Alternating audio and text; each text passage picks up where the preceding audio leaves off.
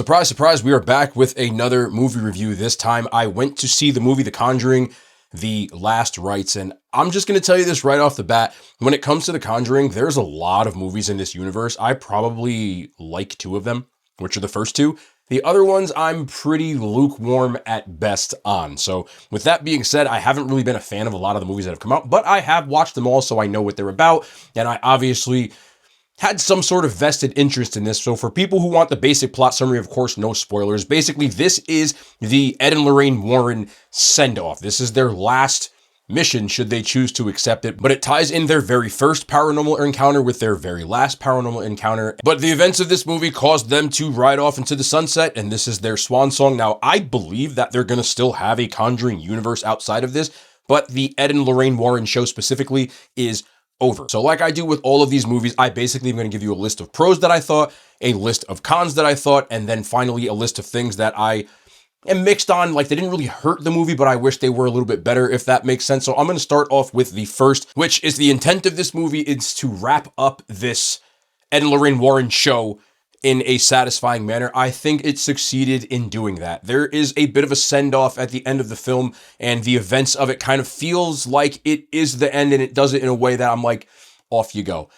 It's kind of weird because I feel like I'm going to miss him a little bit. I'm not going to lie. There are some callbacks to things in the Conjuring universe. You will see some cameos if you're a fan of the entire series of people who were in previous movies, which I thought was cool. It kind of made me do a little bit of that Leonardo DiCaprio meme that everybody knows and loves, which will lead me right into my next pro of this film, which was the actors that play Ed and Lorraine. With Patrick Wilson and Vera Farmiga, I have liked their chemistry throughout this all of the films that they were in, really. Even the movies that I didn't like, I didn't think that they were the issue. It was more of just stuff we'll get into later. Their chemistry in this is still very well. They're more in the sense like towards the end of their line. So you can kind of feel that in their demeanor, the way they carry themselves, the way that they dress, some of the ways that they talk to each other. It's very much feels like this is a No Country for Old Men type of vibe with them. Some of the things that they're dealing with, because the movie is set in 1986 and the first event of this entire encounters that they had happened in 1964, the world seems different to them. Things around them seem different to them. There's one specific thing where it's not a plot point, but they're giving a presentation and people are kind of making Ghostbusters references, and they're kind of just feeling like what the hell are we even doing here at this point?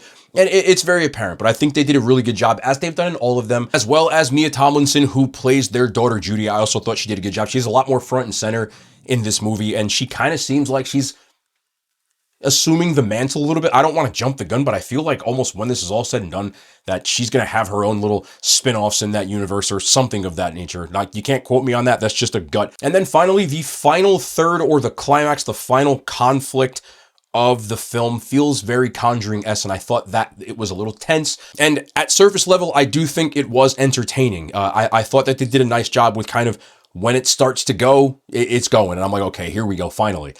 Which is going to lead me right into my original and first negative. To me, personally, the pacing of this film and how slow it is almost annoyingly, agonizingly boring. I feel like the first two parts of this movie, you could have whittled down. The movie is about 2 hours and 12 minutes, I believe the runtime is. It could have easily been an hour and a half, and I thought it would have been a lot better. But there's just so many different things happening that they don't focus on one singular thing. You have the family that, of course, just like all Conjuring films, again, no plot points, but there's always a haunted family. So you got the haunted family, you've got the Warren family, and then it seems like about 10 or 11 other subplots that I feel like aren't necessary. There's even a point in the movie where there's like a 5-minute ping pong scene.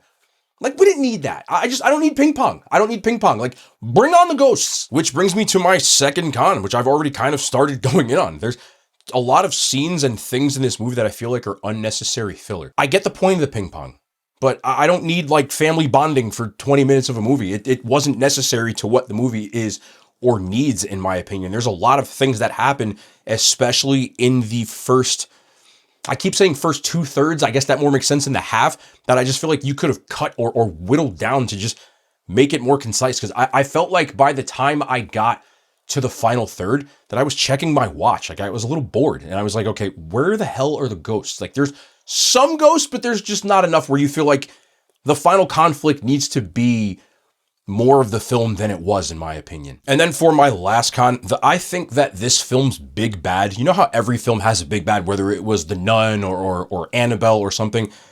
sucked. Like, I just thought that the big bad of this film was kind of boring and didn't really make sense. I believe that when they first put the trailer of it, it kind of got memed a little bit, and I can see why, because it didn't really bring the oomph like the other ones. They're really not memorable, and I don't think they'll ever talk about them again. I hope they don't ever talk about them again, but I just didn't care for the big bad. This film seemed more like it was concentrated on the familial aspect of two separate families, a little bit too much in my opinion, where most people are going to watch The Conjuring for the formula, and I feel like they didn't do it as well as even the other ones that weren't that good, but especially the first two ones, which I know people were talking about the directorial changes from James Wan being in the beginning to Michael Chavez, which I believe his only films he has ever done have been 4 films in the Conjuring universe. I'm going to look that up just to double check here, just one second. He's best known for directing the horror films The Curse of La Llorona, The Conjuring, Devil Made Me Do It, The Nun 2, and this film, The Conjuring, The Last Rites. And I don't know this person. I'm not trying to be disrespectful, but I feel like you had to bring James Wan back if you were sending off the Warrens, and I just feel like they dropped the ball on that one. Then finally, to the things that I'm kind of mixed on. These are things, in my opinion, that, like, it's a Conjuring film, so I know you're gonna get that, but I feel like sometimes I walk into these still expecting, like, maybe they'll change something, but they didn't. So the first one that is mixed for me is just a lot of these films, there's just an over-reliance on jump scares where that's the only time they're trying to scare you. They have gone back to some of the things that are just like total horror movie cliches. Again, not really a plot point, but there's one part where someone's about to stick their hand in the garbage disposal in the sink. Like, how many, I want to curse, how many times can I see that in a horror film? But I do have to admit, when I was in the movies, there was a woman sitting next to me that, I mean, she was like making whimpering noises the whole time. So it must have scared some people, but even for me, who's not easily scared, I felt like there was just, they still rely on the jump scares a little bit too much instead of like setting the atmosphere, which also was kind of like meh, in my opinion. A lot of times I feel like the film was almost too dark. And there's one specific scene, again, I'm not giving away plot points when I say this, but I have to give like the specific scene. They're outside the Warrens in the light, and then someone else is inside, and it looks like it's a different time of day, but they're set during the same time. Like, they're inside and it looks like it's dark outside, but it's not. So why is it so dark? Like, why are they eating in the dark? There's too much dark. Like, you don't need to make it dark to scare people. The next thing I have here, and this is nuts to say for a supernatural film, there's some things that are unrealistic. And you're talking about a film about demonic possessions and ghosts. There's one specific scene where, like, someone's injured. There's no way that you're just gonna get up after that. None. With a Band-Aid.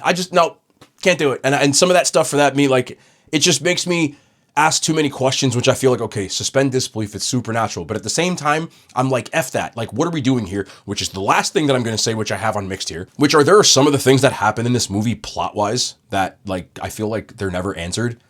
And then they just bring up more questions, which also don't get answered, which I feel like that left me in saying they're definitely going to make more Conjuring films to try to answer those questions. And one thing that I personally cannot stand when it comes to any movie, in any movie where there's so much cinematic universe things that are trying to happen. They're trying to make Conjuring universe, which they've been doing for a while, but I don't like when they have a movie that they're like, okay, you have to watch the next movie in order to get an answer to the question that you could have answered with like a line in the movie. And that kind of annoys me. I understand what they're doing. That's why I have it in mixed and not negative, but at the same time, there's too many things that happen where I'm just like, why are they doing that? And then they're gonna make a whole other movie. Like, they're gonna make a movie with this big bad. I know they're gonna do it. And I'm just like, you did this already 3 times. Like, okay. So overall, you can probably kind of tell by my demeanor. Other than The Conjuring 1 or 2, I just haven't really liked any of these. And this film, to me, like, I will admit that final third, even though it's not perfect, there are some things, you know, like, there's just like little CGI kind of wonky and not the biggest fan, but I still liked that part where I'm like, if they'd have just done more of that and shortened up the other part, I think you would have had a pretty decent movie. But there was too much just stuff going on where they finally got to, like, can you just get me to the house and just, we know what we're here for. You know what I mean? And I don't think they needed that. So overall, I would give this film a D+. Like, it wasn't a bag of trash, but I just don't think it was very good. It's definitely a one and done for me, which every film in the Conjuring universe, other than the first 2, have been a one and done, but it was just more of the same. And I feel like, especially those main 2 actors that played Ed and Lorraine, like, they deserved a better send-off than that. Like, I understand that these are fictitious dramatizations of controversial figures in real life, but those 2, I feel like, have put so many years into it that sending people off with a mediocre film to me is always just like, eh. But either way, if you're a fan of this, in my opinion, like unless you need that like big screen to be scared or something like that, or you're a huge fan, I would suggest just waiting until it comes out on stream.